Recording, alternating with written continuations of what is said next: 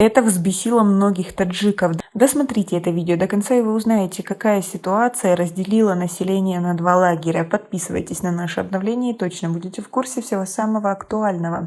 Зоозащитники в Таджикистане вновь призвали правоохранительные органы, чиновников и религиозных деятелей помочь остановить убийство бездомных животных. К ним обратились жители 32 микрорайонов в Душанбе. Люди уже не могут смотреть, как на их глазах жестоко отстреливают дворовых собак, которые зачастую умирают в мучениях. Убийство, непрекращающееся убийство собак. До каких пор это будет продолжаться?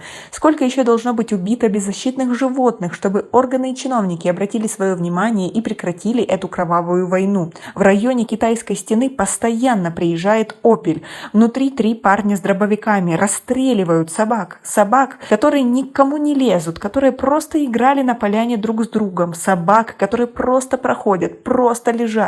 Выслеживают, приходят, стравливают друг с другом, далее отстреливают. Отстреливают жестоким образом, стреляют куда попадут. Если собаки не умирают, их добивают вилами, либо оставляют умирать и истекать кровью. Бедные животные мучаются и скулят, говорится в обращении зоозащитников. Зоозащитники задаются вопросом, почему в обществе, следующему канонам ислама, творится такая жестокость, и почему в государстве, где есть милиция, происходят такие вещи. Сколько можно допускать эти издевательства и убийства? Когда уже это прекратится? Почему нельзя не трогать и просто пройти мимо животного, которое ничего вам не делает?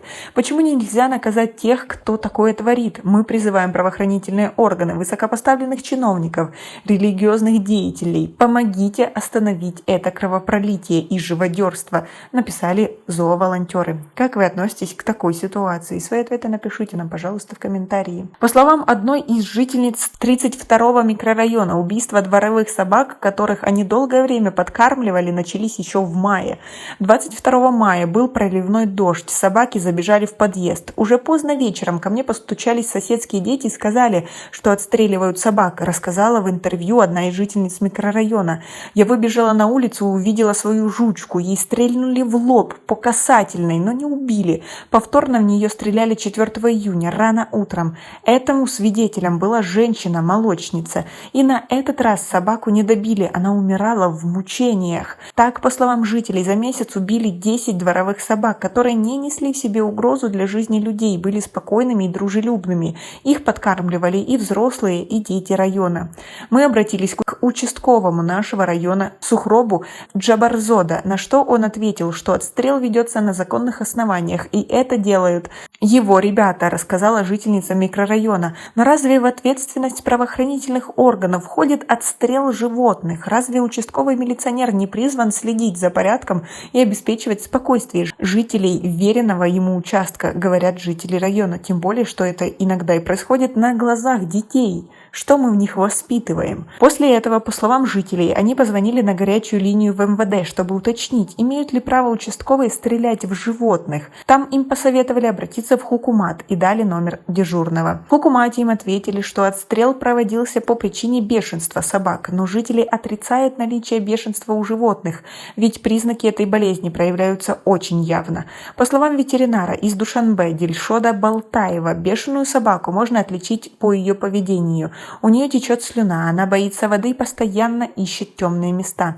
Имеются разные формы бешенства у собак. Болезнь может проявляться чрезмерной агрессией животного или проходить в пассивной форме. Дайте собакам спокойно доживать свой век, ведь они мирно существуют с человеком, взмолились жители. Не было ни одного случая в нашем районе, чтобы собаки бросались на жителей. Во всяком случае, мы бы точно об этом знали. В ОВД района Сино-1, в чьей ответственности находится данный микрорайон, сказали, что участковые милиционеры не имеют права производить отстрел животных. Борьба с безнадзорными животными ведется коммунальными службами города, которые действуют по распоряжению мэрии, сказали в ведомстве. Как вы относитесь к такой чрезмерной жестокости? Или вы поддерживаете то, что отстреливают собак? Свои ответы напишите нам, пожалуйста, в комментарии. У нас пока на этом все. Оцените наше видео подпиской и лайком. До скорой встречи!